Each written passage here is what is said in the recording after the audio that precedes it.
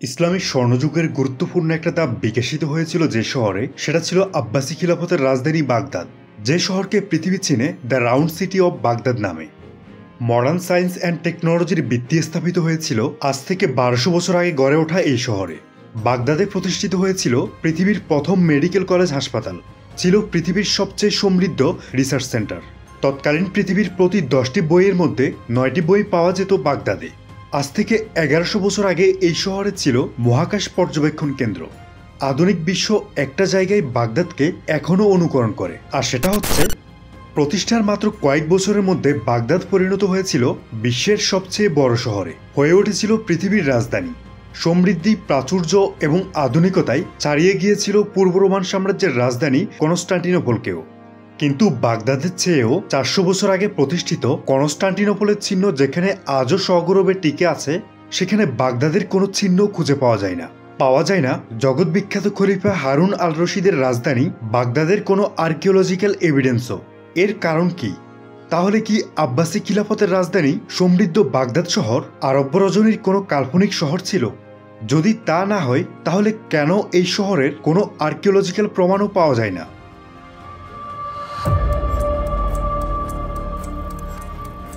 সময়টা 750 সাল। উমাইয়া শাসকদের পরাজিত করে আব্বাসী খিলাফতের গোড়াপত্তন করেন আব্বাস আস-সাপ্পা। আস-সাপ্পার মৃত্যুর পর তার ভাই খলিফা আল মানসুর রাজধানী হিসেবে ব্যবহারের জন্য একটি সুরক্ষিত এবং সমৃদ্ধ শহরের প্রয়োজনীয়তা অনুভব করেন। তিনি 762 সালে সাসানিদ সাম্রাজ্যের রাজধানী মাদায়েন থেকে 32 কিলোমিটার দূরে বাগদাদ নামে একটি স্থান নির্ধারণ করেন রাজধানী শহর নির্মাণের জন্য। বাগদাদের অবস্থান ছিল টাইগ্রিস এবং ফোরাত নদীর মাঝে। শহরটি নির্মাণ করতে প্রায় 1 লাখ শ্রমিকের 4 বছর লেগেছিল। বাগদাদ শহরকে পরিকল্পিতভাবে বৃত্তাকার করে গড়ে তোলা হয়েছিল। আপনি যদি বিভিন্ন শহরের মানচিত্র একটু ভালো করে দেখেন, তাহলে নির্দিষ্ট কোনো পরিকল্পিত জ্যামিতিক আকৃতি দেখবেন না। কিন্তু বাগদাদ কেন পরিকল্পিতভাবে জ্যামিতিক আকৃতিতে বৃত্তাকার করে গড়ে তোলা হয়েছে? খলিফা আল মানসুর ছোটবেলা থেকেই গণিত সহ জ্ঞানের বিভিন্ন শাখার প্রতি বিশেষ অনুরাগী ছিলেন। এই অনুরাগ বৃত্তের প্রতি তার বিশেষ আকর্ষণ তৈরি করেছিল। তাই বাগদাদ শহর নির্মাণের সময় তিনি বৃত্তের সফল ব্যবহার করে বৃত্তাকার শহর তৈরি করেন। এটা এখনো পর্যন্ত পাওয়া বেশ প্রসিদ্ধ ধারণা। খলিফা আল মানসুর তার শহরের নাম কিন্তু বাগদাদ রাখেননি। শহরের নাম রাখা হয়েছিল মদিনাত আল সালাম, অর্থাৎ শান্তির শহর। এই শহর আসলে কতটা শান্তির ছিল তা সামনের ঘটনাগুলোতে বোঝা যাবে। বাগদাদ শহরের 4টি প্রধান গেট ছিল। এই গেটগুলো 4টি প্রধান রাস্তা দিয়ে দামেস্ক, কুফা, বসরা এবং খোরাসান, এই 4টি গুরুত্বপূর্ণ অঞ্চলকে বাগদাদের সাথে কানেক্ট করেছিল। মাত্র কয়েক বছরের মধ্যে বাগদাদের জনসংখ্যা হয়ে দাঁড়ায় 1 মিলিয়ন, যা শহরটিকে পরিণত করেছিল তৎকালীন পৃথিবীর সবচেয়ে বড় শহরে। সময়ের সাথে সাথে জনসংখ্যা এত বেড়ে যায় যে বৃত্তাকার দেয়ালের ভিতরে আর জায়গা হচ্ছিল না, তাই দেয়ালের বাইরেও গড়ে ওঠে শহরতলি। এ তো গেল শহর নির্মাণের গল্প, কিন্তু কিভাবে পৃথিবীর জ্ঞান বিজ্ঞানের রাজধানীতে পরিণত হলো বাগদাদ?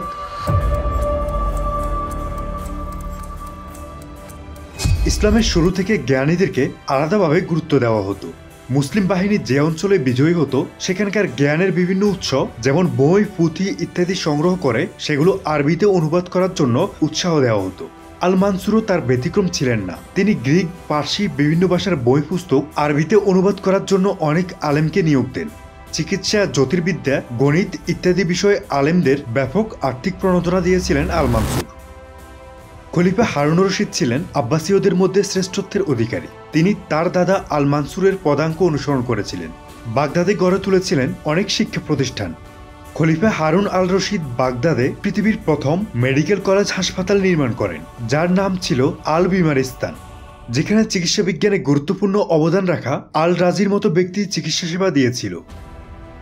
এরপর খলিফা আল মামুন 830 সালে প্রতিষ্ঠা করেন বায়তুল হিকমা, যা পশ্চিমাদের কাছে হাউস অব উইজডম নামে পরিচিত। বায়তুল হিকমা শুধুমাত্র বই অনুবাদ কেন্দ্র ছিল না, বরং এটি ছিল তৎকালীন পৃথিবীর সর্ববৃহৎ রিসার্চ সেন্টার।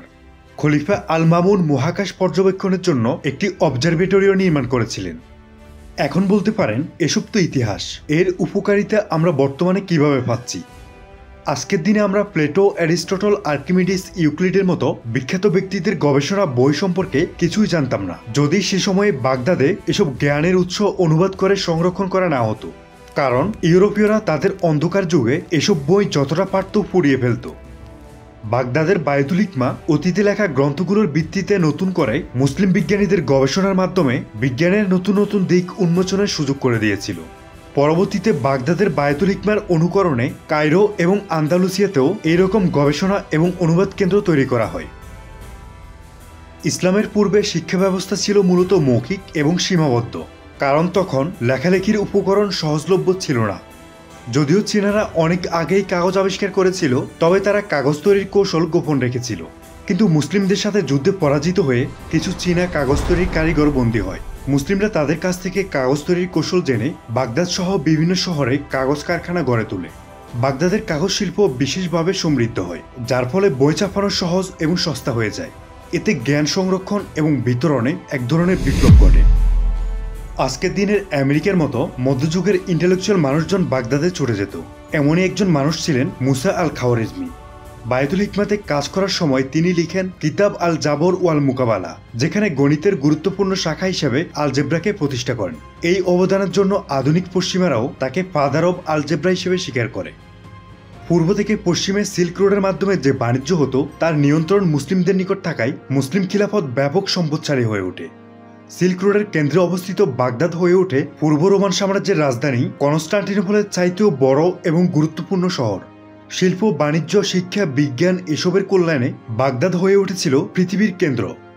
আল মানসুর, হারুন আল রশিদ এবং আল মামুনের মতো সফল শাসকরা বাগদাদকে পরিণত করেছিল সমৃদ্ধ এবং সুখী নগরীতে। মদিনাত আল সালাম অর্থাৎ শান্তির শহর নামটা বাগদাদের জন্য যথার্থ হয়ে ওঠে। সবকিছু তো ঠিকঠাকই চলছে, তাহলে বাগদাদের পতনটা হলো কিভাবে?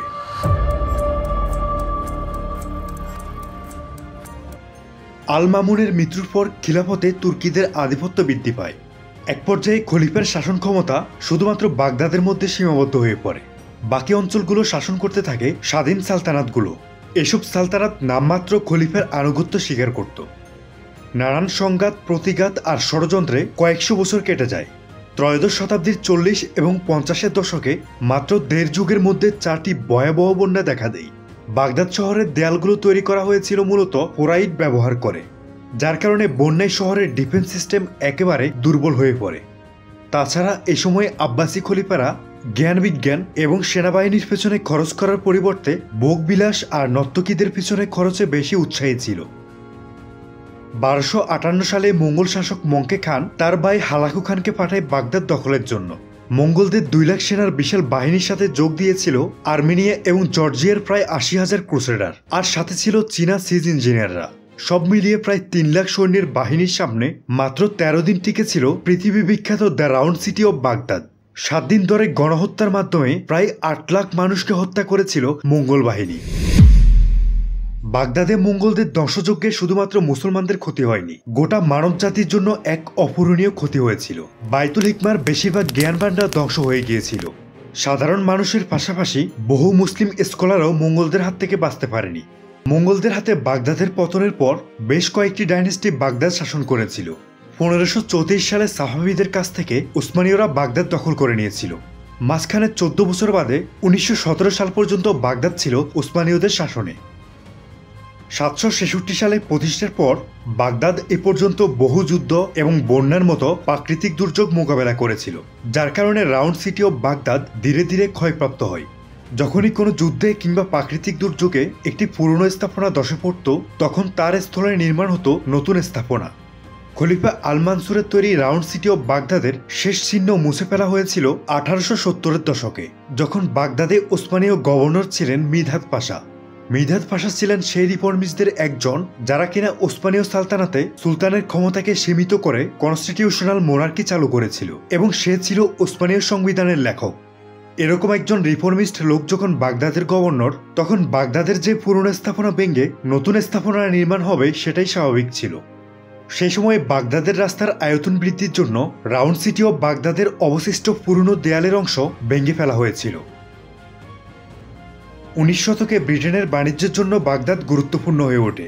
প্রথমবারের মতো বাগদাদ ইউরোপীয়দের ইনফ্লুয়েন্সের জন্য উন্মুক্ত হয়। এরপর 1917 সালে প্রথম বিশ্বযুদ্ধে তুর্কিদের পরাজয়ের পর বাগদাদ পুরোপুরি ব্রিটিশদের কন্ট্রোলে চলে যায়। শুরু হয় বাগদাদের মডার্নাইজেশন। আর সব চিহ্ন মুছে ইউরোপীয় ইনফ্লুয়েন্সে গড়া আধুনিক বাগদাদের নিচে চাপা পড়ে যায় খলিফা আল মানসুরের তৈরি খলিফা হারুন আল রশিদ আল মামুনদের শহর মদিনাত আল সালাম, যার আরেক নাম the round city of Baghdad. তবে রাষ্ট্রীয়ভাবে গবেষণায় অবদানের যে প্রথা বাগদাদ শুরু করে দিয়েছিল তা আজও গোটা বিশ্ব অনুকরণ করে আসছে। এখন বলতে পারেন অনেক পুরনো শহরের আর্কিওলজিক্যাল প্রমাণ মাটির নিচে খননের মাধ্যমে পাওয়া যায়, যেমন আমাদের 2500 বছরের পুরনো শহর ওয়ারি বটেশ্বর। কিন্তু আব্বাসীয় রাজধানী মদিনাত আল সালামের কোনো আর্কিওলজিক্যাল প্রমাণ কেন পাওয়া যাবে না? এর কারণ হচ্ছে এই শহরের প্রাচীন অংশের উপরেই নতুন স্থাপনার নির্মাণ হয়েছিল।